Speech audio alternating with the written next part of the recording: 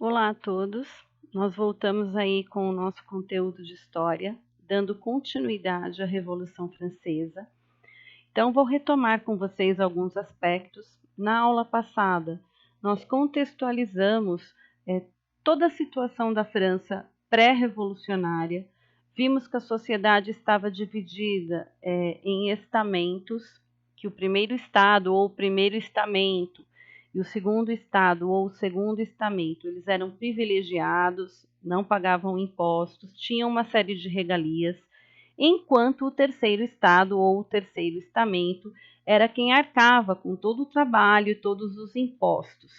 Vimos também que essa situação foi agravada por uma seca muito grande, por uma crise econômica devastadora, e se tornando ainda mais grave com o luxo, né, que existia na corte. E aí o rei tenta sanar a situação, convocando a Assembleia dos Estados Gerais. Nessa Assembleia, como a votação era por estado e não por representante, a situação não seria resolvida. Então, o terceiro estado reivindica o voto por representante, o rei resolve dissolver a Assembleia e o terceiro estado se proclama a Assembleia Nacional Constituinte. Então, dando continuidade, é nesse momento em que o terceiro estado se proclama Assembleia Nacional Constituinte, o rei é pego de surpresa, tenta ganhar tempo e, ao mesmo tempo, começa a cercar a Assembleia com soldados. Só que a população do lado de fora percebe essa movimentação e passa a, então, organizar levantes, né? E com esses levantes, nós vamos ver aí que tem início a Revolução Francesa. Então, a Revolução Francesa começa no dia 17 de junho de 1789 e o fato que marca o início da Revolução é a queda ou tomada da Bastilha. A Bastilha era um presídio político, onde ficavam presos todas as pessoas que eram consideradas inimigos da realeza, inimigos do rei. Tá? Tem uma imagem aqui para vocês que mostra, é uma pintura, tá, do Jean-Pierre Louis, que mostra esse momento da tomada da Bastilha. E aí, com a tomada da Bastilha, o povo invade o presídio, solta os presos que estavam lá, se apoderam das armas dos soldados e atacam os soldados que cercavam a Assembleia. Este é o fato que marca o início da Revolução. O rei Luís XVI novamente é pego de surpresa, não esperava uma reação daquela. E ele diz para a população: olha, vocês estão enganados, na verdade, os soldados estavam ali para preservar, para garantir a segurança dos membros da Assembleia. Quando, na verdade, a gente sabe que não era bem assim. As ordens que esses soldados tinham era para se reunirem, invadirem a Assembleia e matarem os representantes do terceiro estado. A ação da população do lado de fora foi providencial. Neste momento, então, a Revolução tem seu início. Para fins de estudo, a Revolução ela é dividida em 3 fases. Então, tem aí a monarquia constitucional, que está aqui, que vai de 1789 até 1892. A fase da Convenção Nacional de 1792 até 1795. E, por fim, a fase do Diretório, de 1795 a 1799. Então, é bom que isso fique claro para vocês. A Revolução Francesa ela é uma revolução bastante extensa, ela tem duração de 10 anos. Ela começa em 1789 com a tomada da Bastilha e vai terminar em 1799 quando Napoleão Bonaparte chega ao poder, ele ascende ao poder. A gente vai falar um pouquinho dele aí quando chegar a hora, tá? A Assembleia, então, resolve dar continuidade ao seu plano de escrever a Constituição. Então, é a fase da monarquia constitucional, que vai até 1792. Antes da Constituição ficar pronta, essa Assembleia Constituinte, ela tem uma ação muito importante. eles aprovam, né, redigem e aprovam a Declaração dos Direitos do Homem e do Cidadão. Nessa declaração ficava garantido a igualdade de todos perante a lei. Parece uma besteira, né, a gente falar em igualdade de todos perante a lei. Mas é importantíssimo. Se não houver igualdade de direitos e de deveres, alguns podem ser privilegiados. Então, a partir daí, a lei não pode beneficiar ninguém por ser dessa ou daquela camada social, dessa ou daquela etnia.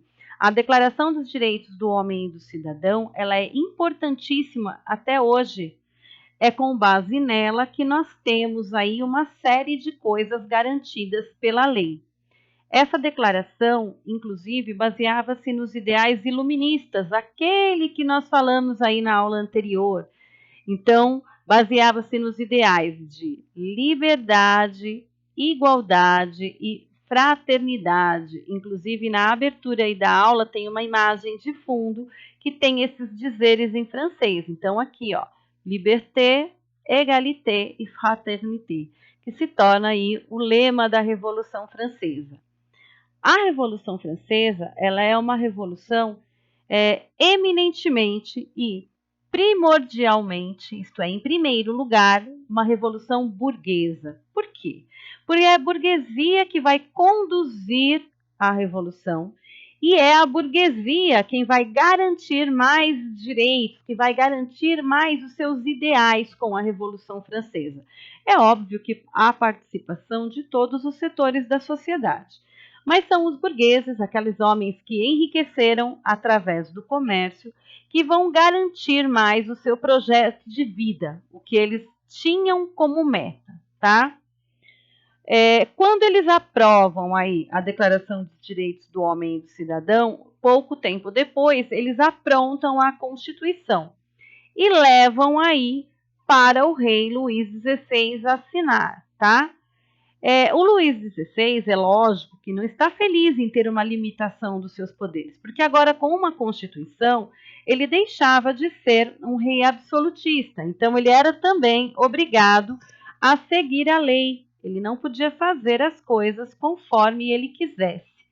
Então, com isso, quando ele se recusa a assinar a declaração, há uma série de manifestações populares, os bens do clero, de boa parte aí da nobreza, acabam sendo confiscados, há um clima todo de instabilidade, a população, com a tomada da Bastilha, toma gosto por essa questão aí das atitudes revolucionárias. Lembre-se de que essa população está no limite, essa população está passando fome, essa população trabalha muito, essa população paga muitos impostos.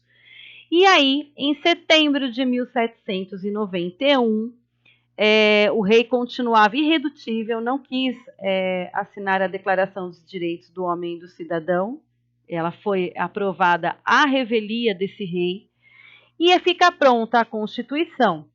Nessa Constituição, a monarquia passa a ser uma monarquia constitucional, então ele não manda mais em tudo. O poder executivo cabe ao rei, mas ele é limitado pelo legislativo, então é a Assembleia quem determina se as ações do rei são legais ou não. Os deputados eleitos para a Assembleia têm mandato de 2 anos.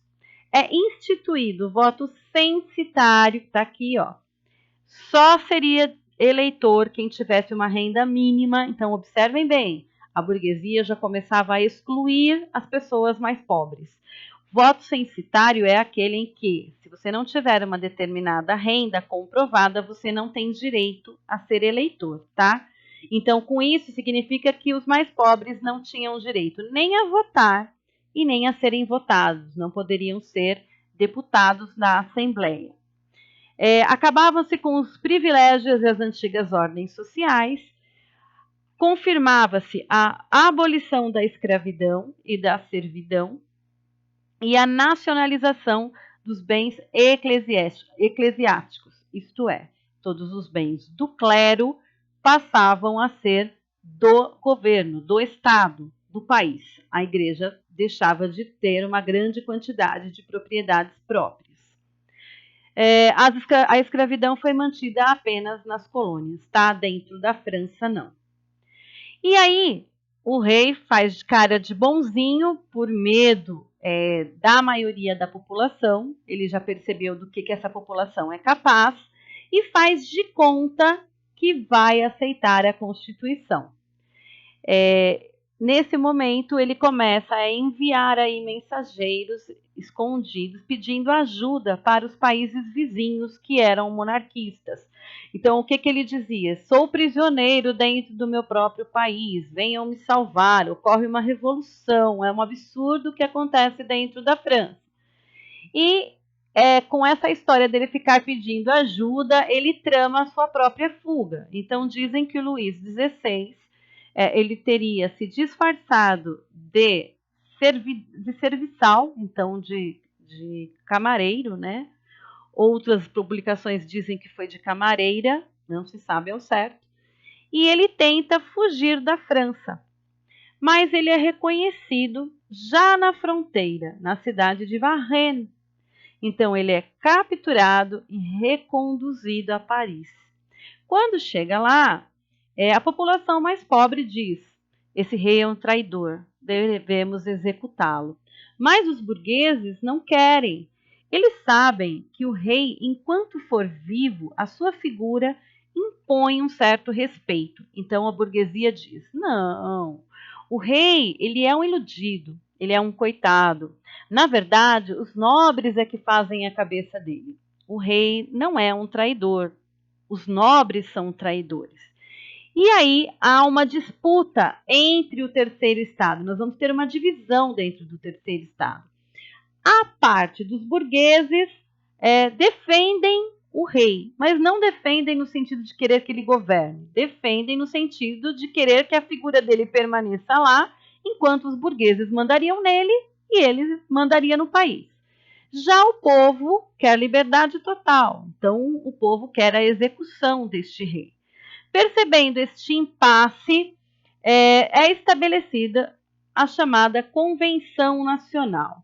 Então, a Assembleia Legislativa ela é extinta e se criam aí um outro tipo de assembleia, onde vai ficar muito clara essa divisão no terceiro estado, conforme eu vou mostrar para vocês aí. Tá? Nós temos 3 grupos aí, mas eu já vou explicar para vocês o que é esse terceiro grupo.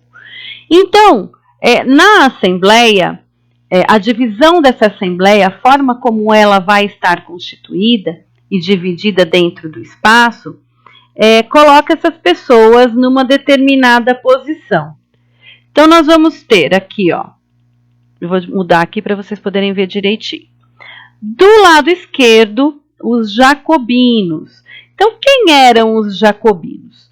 Os jacobinos, eles eram membros das camadas mais baixas da população. Ah, então são aqueles pobres? Não, não são os totalmente pobres. Lembre-se que você tem que ter uma determinada renda para poder se eleger e para poder ser eleitor.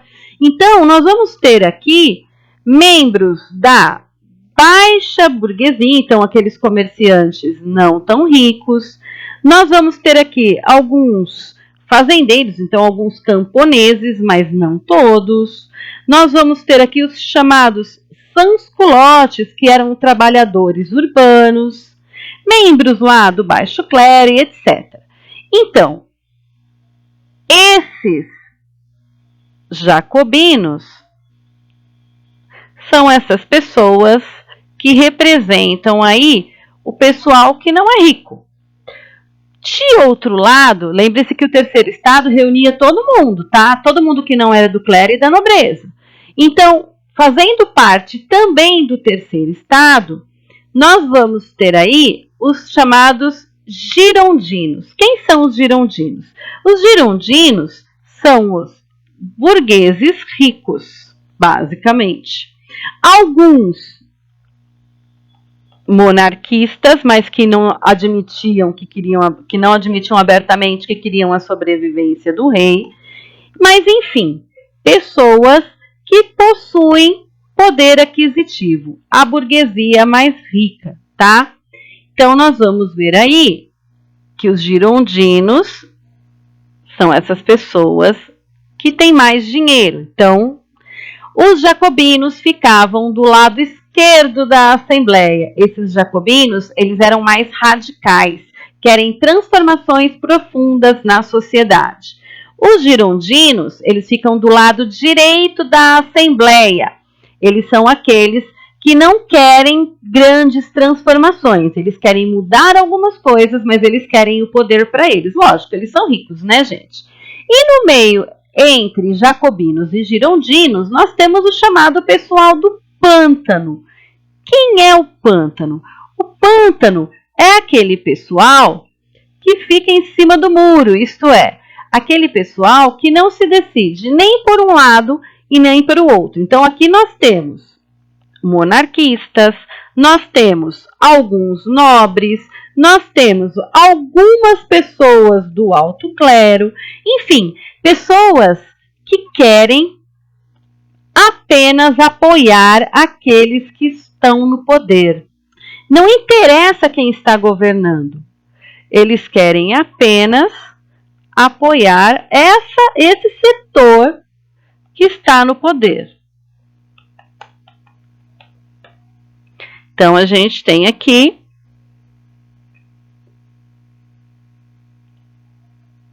o pessoalzinho do pântano que sempre apoiou vocês. Quando aquele partido cai e assume um outro, é aquele que chega lá e fala assim, a gente sempre achou que vocês eram melhores. É o caso do pântano aí. Por conta disso, até hoje nós temos essas designações de esquerda e direita para alguns setores políticos, tá? Como os jacobinos, eles eram os mais radicais e sentavam-se à esquerda da Assembleia, então normalmente a gente chama de esquerda aquela tendência mais radical.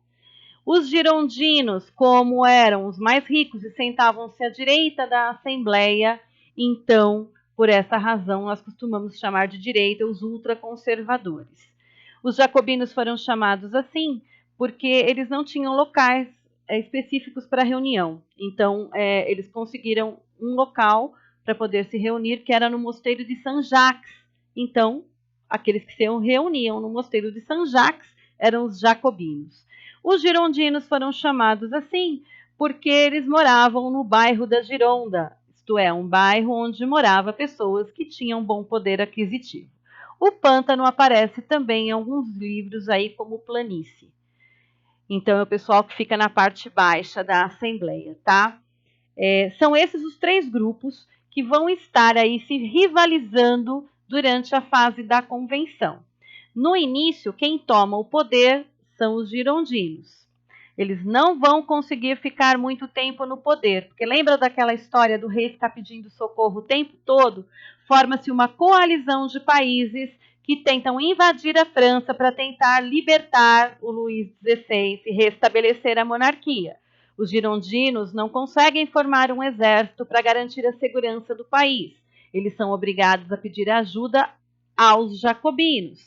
Quando os jacobinos dizem, tudo bem, vamos apoiar, mas eles dizem, mas ao mesmo tempo a gente apoia, mas quer governar. Então, os girondinos perdem o poder e nessa fase da convenção, na segunda fase da convenção, nós vamos ter os jacobinos governando o país. No governo dos jacobinos, na pessoa de um homem chamado, guardem bem o nome desse homem aqui que eu vou colocar para vocês, vocês vão gostar dele, pelo menos no começo. Maximilien Robespierre, que era o líder aí dos jacobinos, é o Robespierre quem vai comandar o país nessa fase radical, que fica conhecida como fase do terror, que a gente vai ver a seguir, tá bom? Voltando aqui, então, à fase da Convenção Nacional, nós vamos ver aí, então, que neste primeiro momento, quando os girondinos assumem, eles garantem a sobrevivência do rei. Quando os jacobinos tomam o poder, uma das primeiras coisas que o Robespierre faz é o seguinte: o rei é um traidor, ele não merece viver. Então, este rei, ele é julgado e condenado à morte. Junto com ele, vai a rainha e boa parte da nobreza. Então, essa fase do governo do Robespierre é chamada de período do terror, justamente porque é o período em que vão ocorrer muitas mortes, tá? Ao mesmo tempo em que eles estão lutando para impedir que esses outros países que formaram essa coalizão invadam o país, então eles estão em guerra, ao mesmo tempo o Robespierre vai julgando e executando várias pessoas que ele acusa de serem traidores da Revolução. Como que era feita essas execuções? Era através aqui da guilhotina, que é esse instrumento que tem aqui, ó, tá? O Robespierre começou guilhotinando o rei, a rainha e parte da nobreza.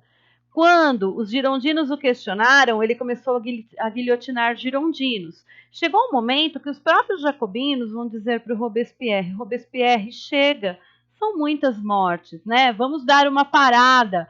E aí o poder havia subido a cabeça do Robespierre e ele começa a executar até companheiros aí de partido dos jacobinos.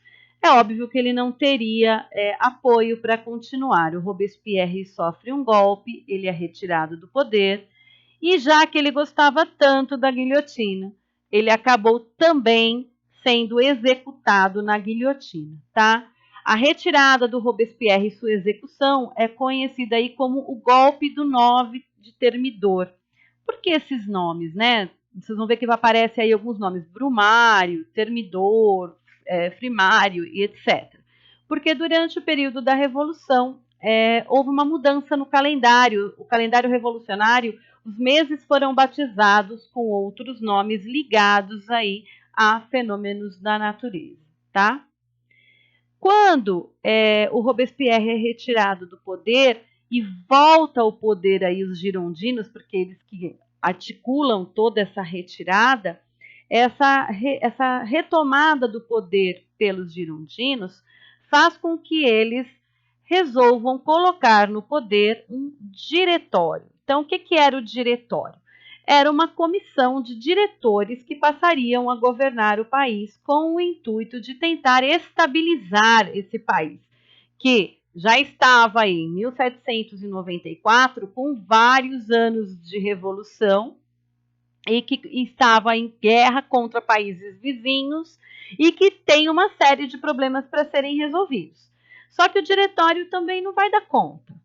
O diretório, com alguns anos de governo e sem conseguir estabilizar adequadamente o país como a população queria, começa a receber críticas e é acusado de corrupção, de má administração, e os girondinos começam a ficar com medo de perder o poder novamente. Então, o que eles fazem? Vamos arrumar alguém que seja um herói nacional, a gente coloca essa pessoa no poder, o povo vai respeitar essa pessoa, e aí, em seguida, a gente continua a mandar mais através dessa pessoa, né? E o escolhido foi um jovem general chamado Napoleão Bonaparte. Então, eles entram em contato com Napoleão, que é esse moço aqui, ó, e vão falar para ele que pretendiam dar um golpe, tirar lá o diretório, isso os próprios girondinos, quer dizer, eles vão dar um golpe neles mesmos, né? E estabelecer aí que o Napoleão Bonaparte passasse a governar através de um consulado. Então, ele seria um dos cônsules que governaria o país. O Napoleão Bonaparte era militar, então a burguesia, que eram os girondinos, acreditavam assim: não vai entender nada de governo, a gente coloca ele lá, a gente manda, ele obedece. Só que não vai ser bem assim não, tá? No dia 18 do mês de Brumário, vocês vão ver aí que o Napoleão Bonaparte assume o poder como primeiro cônsul com mais 2 homens. Um cara chamado Thiers e um outro cardeal chamado Ducos. E aí, o Napoleão Bonaparte começa a governar a França, vai criar lá um código de leis, vai conseguir pacificar o país, vai dizer para os países vizinhos: olha, o rei morreu, não tem como ele voltar mesmo, então vamos estabelecer aí a paz, porque tudo que eu quero é pacificar o meu país e fazê-lo progredir. E os países vizinhos vão aceitar a palavra de Napoleão, tá? Só que também não vai durar muito tempo. Napoleão Bonaparte, como diz Montesquieu, que o poder corrompe e o poder absoluto corrompe absolutamente. Isto é, todo mundo que tem muito poder acaba sendo corrompido por ele. No caso do Napoleão Bonaparte, isso também vai ficar claro, porque em alguns anos de governo, ele resolve que a França não precisava só de estabilidade, a França precisava ser uma potência mundial e que, sendo assim, ele tinha que conquistar territórios. O Napoleão Bonaparte ele é uma figura controversa dentro da França até hoje. Alguns franceses amam Napoleão, outros franceses odeiam Napoleão. Por quê? Porque ele fez coisas muito boas, mas fez coisas também bastante questionáveis, tá? O fato é que quando Napoleão Bonaparte assume o poder, depois de 10 anos de revolução, terminava a Revolução Francesa. Quais são as consequências da Revolução Francesa? Então, a França passou aí por profundas modificações políticas, sociais e econômicas, tá? A França deixou de ser um país agrário, feudal. Com o final da Revolução, ela passa por uma transformação, inclusive ela vai se industrializar. A alta burguesia vai se aliar a Napoleão Bonaparte, mas ao contrário do que ela pensa, ela não vai mandar em Napoleão Bonaparte, ele não vai descontentá-la, mas não vai fazer só o que ela quer. E por volta de 1803, tem início as chamadas Guerras Napoleônicas, que foram conflitos nos quais o Napoleão Bonaparte vai envolver o país, tá bom? Eu acredito que tenha ficado claro. Espero que vocês tenham entendido. Esse recurso que eu usei para essa aula, vocês devem ter notado que nós não trabalhamos com PowerPoint hoje, se chama Sway. Eu vou compartilhar com vocês também o link desse Sway, quando vocês acessarem pelo link. No celular, aqui embaixo vai aparecer umas setinhas, então vocês vão clicando nas setinhas e ele vai mudando, tá? Ou basta ir descendo a página, no caso, como aqui, ó, em que a gente vai vendo. Eu coloquei o bom do Sway, é que tá vendo aqui, ó, todo o link que aparece aqui, se vocês colocarem e clicarem, vocês vão para a matéria, que é uma matéria da Aventuras na História, que fala especificamente das mortes na guilhotina. Aqui vocês vão para o retrato do Napoleão. Aqui embaixo, onde tem aqui fonte de pesquisa, se vocês clicarem, vocês vão para o site da onde esse texto foi retirado.